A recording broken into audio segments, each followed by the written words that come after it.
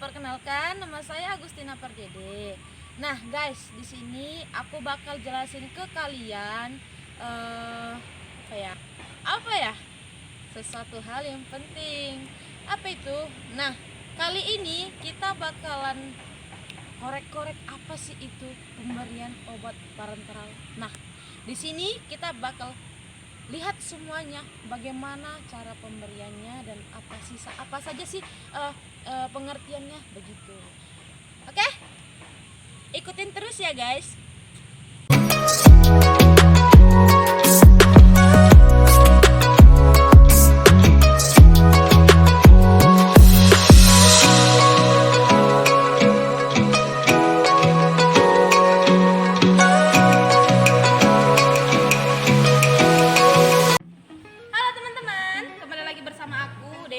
Nah, di video sebelumnya kan aku udah janji bakal menjelaskan apa itu pemberian obat parenteral.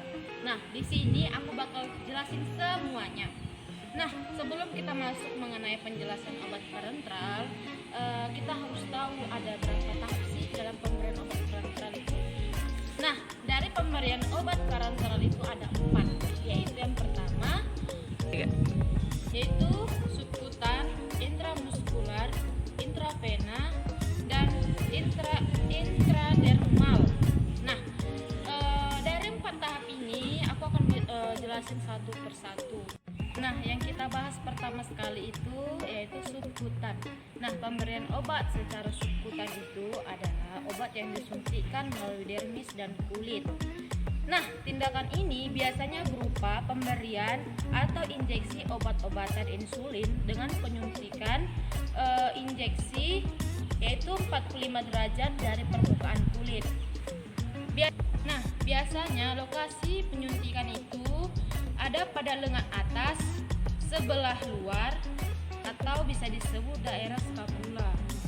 Nah, kemudian pada bagian perut, kemudian bagian paha atau depan, dan tepatnya di area ventroglutea dan dorsoglutea.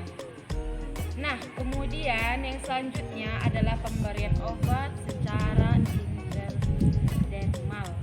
Nah, obat yang disuntikkan melalui dermis di bawah epidermis. Biasanya tindakan ini dilakukan pada saat melakukan skin test biotika.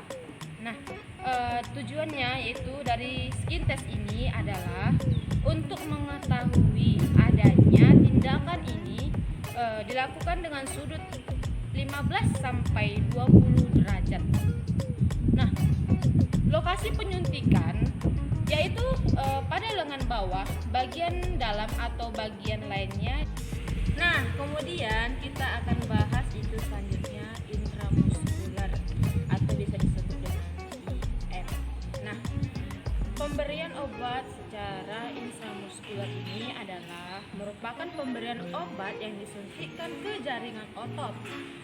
Biasanya lokasi penyuntikan pada daerah yang memiliki otot yang disebut antara lain itu pada otot pangkal. Kemudian pada otot pangkal itu ada lengan, kemudian otot pangkal paha bagian luar.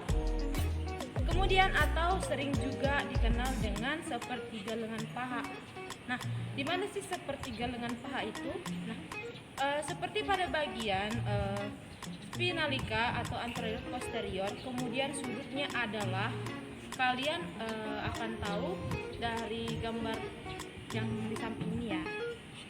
Nah, kemudian lanjut kita akan membahas intravena yang disering dengan IV.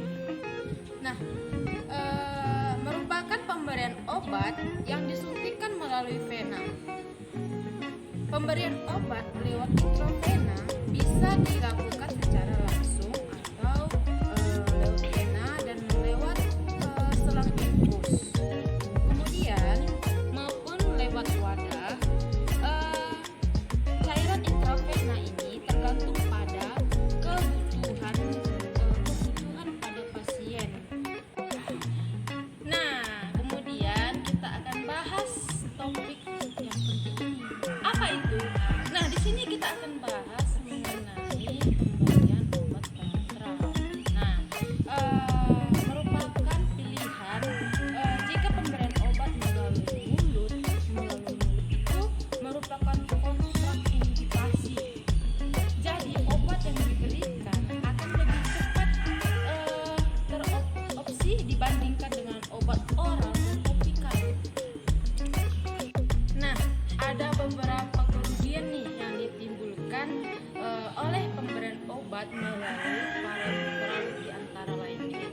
pertama, risiko terjadinya infeksi.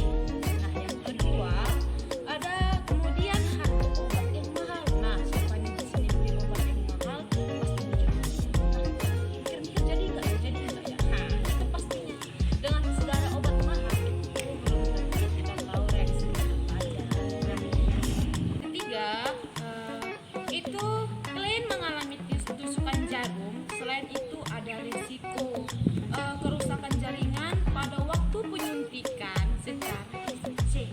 Nah, kemudian pemberian obat dengan IR anti-diabetes biasanya itu akan lebih berisiko. Kenapa ya? Kenapa sih? Nah, pengen tahu kan jawabannya? Nah, karena obat itu cepat terabsorpsi. Begitu.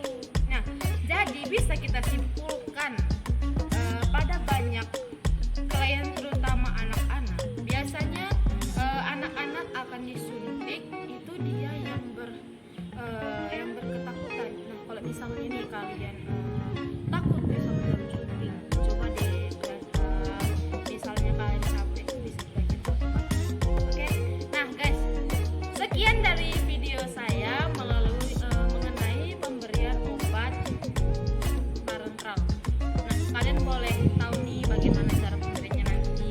Oke guys, sekian dari video saya. Semoga bermanfaat untuk kalian dan khususnya untuk anak perawat.